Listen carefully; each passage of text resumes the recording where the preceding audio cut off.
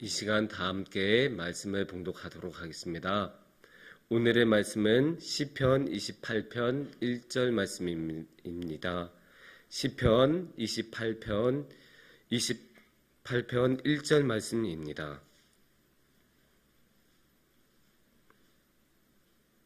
함께 한 목소리로 봉독하도록 하시겠습니다. 여호와여, 내가 주께 부르짖으오니 나의 반석이여, 내게 귀를 막지 마소서. 주께서 내게 잠잠하시면 내가 무덤에 내려가는 자와 같을까 하나이다.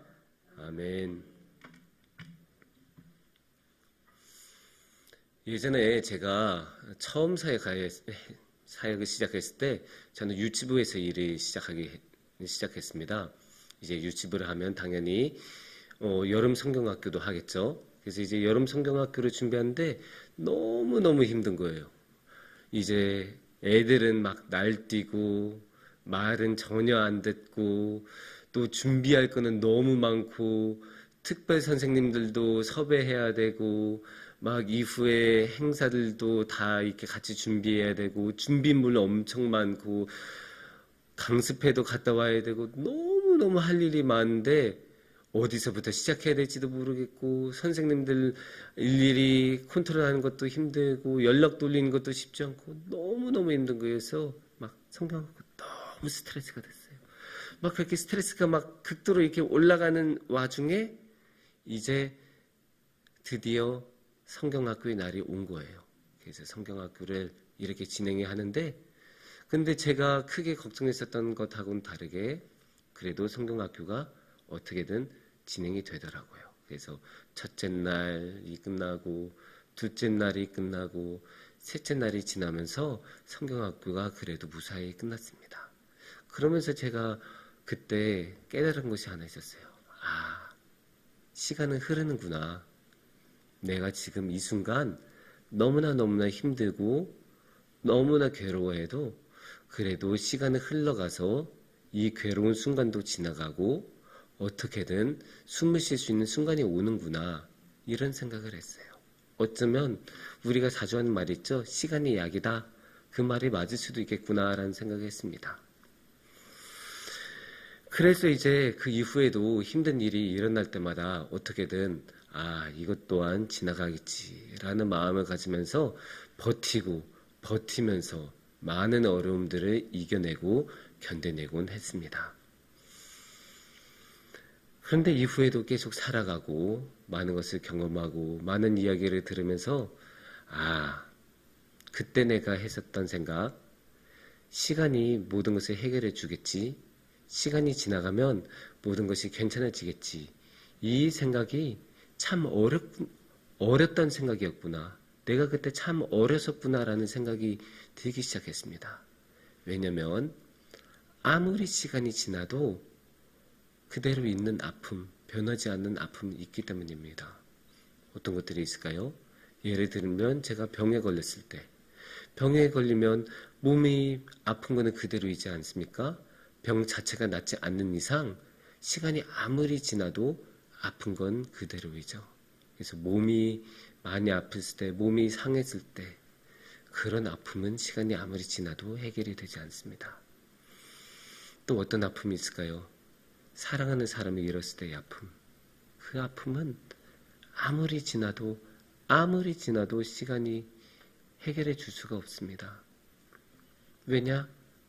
시간이 아무리 많이 지나도 내가 사랑하던 사람은 다시 돌아오지 않고 내가 사랑하던 사람을 다시 만날 수 없고 거기서 오는 상실감과 아픔은 많은 시간이 흐른다고 해도 해결이 될 수 있는 것이 아니기 때문입니다.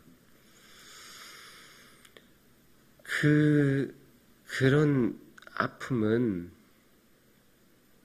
너무나 큰 아픔이에요. 이게 마음이 타들어가는 그런 느낌이 들거든요.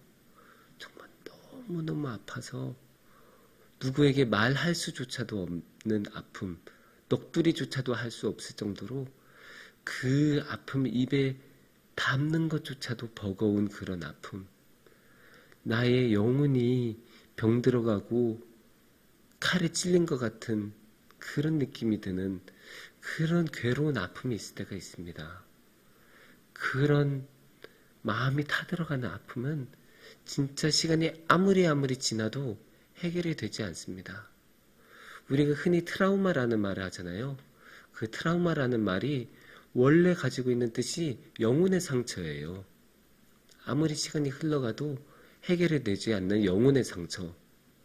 그런 영혼의 상처를 가지고 있으면 정말 마음이 피를 흘린다는 느낌으로 매일매일 살아갈 수밖에 없어요.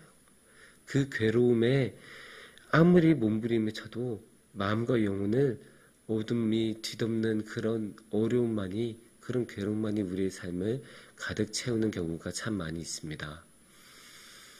이런 괴로운 상황에서는 어떻게 해야 할까요? 어떻게 하면 이런 괴로운 상황이 조금 더 편해지고 어떻게 하면 해결할 수 있을까요? 시간이 지나면 해결이 된다와 같은 그런 다른 해결책이 있을까요?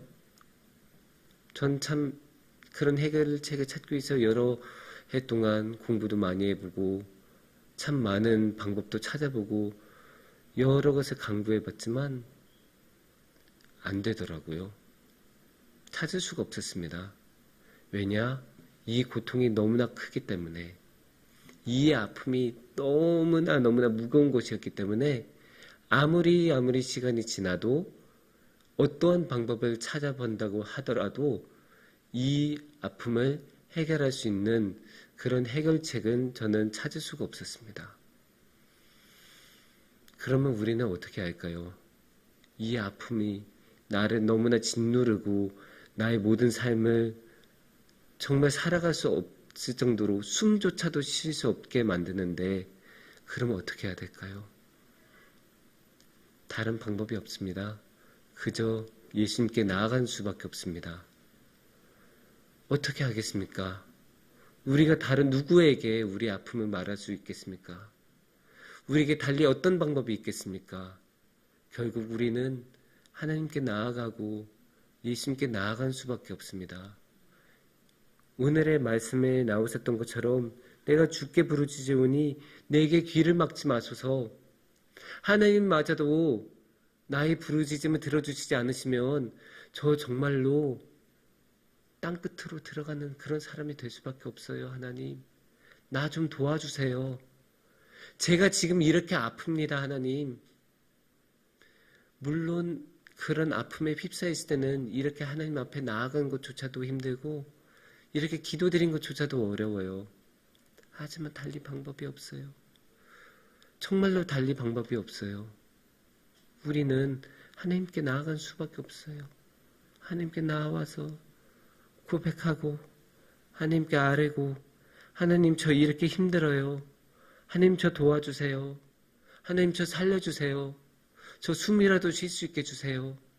그렇게 말을 할 수밖에 없어요. 다른 방법이 없어요. 이렇게 고백을 한다고 해서 상황이 나아지지 않을 수도 있어요. 물론 주님께서 우리 기도를 들어주셔서 응답해 주시면 그것만큼 감사한 것은 없겠죠. 하지만 우리가 그렇게 전심을 다해서 기도하고 전심을 다해서 하나님께 부르짖는다고 해서 모든 경우가 직접적인 응답을 받는 것은 아니에요. 생각해 보세요. 예수님께서도 그렇게 겟세마네 동산에서 기도하실 때, 그렇게 피땀 흘리시면서 기도하실 때 하나님께서 응답을 하셨습니까?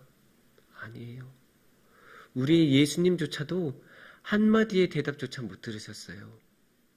그렇게 생각하면 우리가 우리의 아픔을 그렇게 다 내놓고 기도할 때도 우리도 한마디의 대답조차 듣지 못할 수도 있어요.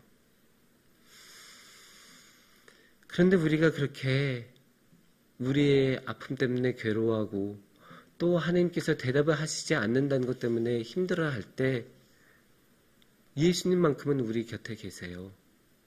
겟세마네 동산에서 우리처럼 한마디의 대답조차 듣지 못하셨던 예수님, 자신의 그 괴로움 때문에 몸서리 치시면서 피땀 흘리시면서 기도하셨던 그 예수님만큼은 우리의 마음을 이해해 주시고 그 예수님만큼은 우리 곁에 계셔 주시고 우리가 어떠한 아픔을 주님 앞에서 고백하더라도 예수님께서는 들어주세요.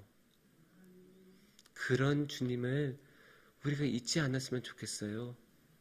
우리가 아무리 힘들고 아무리 우리의 영혼이 무너지는 것 같은 그런 아픔 속에 있더라도 우리가 겟세마네 동산의 예수님만큼은 잊지 않았으면 좋겠어요.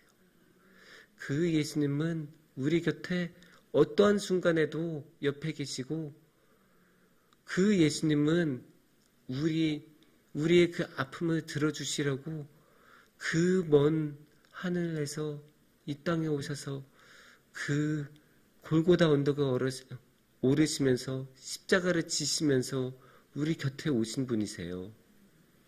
그 예수님을 우리가 기억하며 끝까지 어떤 순간에도 그런 예수님을 우리가 기억하고 그런 주님께 기도하며 나아가는 우리가 되기를 축원합니다. 그렇게 우리가 나아갈 때 우리의 주님께서도 우리와 함께 하실 것이라고 믿고 그렇게 함께 하실 것이라고 축원합니다. 담임 목사님께서 나오셔서 기도하고 축도해 주시겠습니다.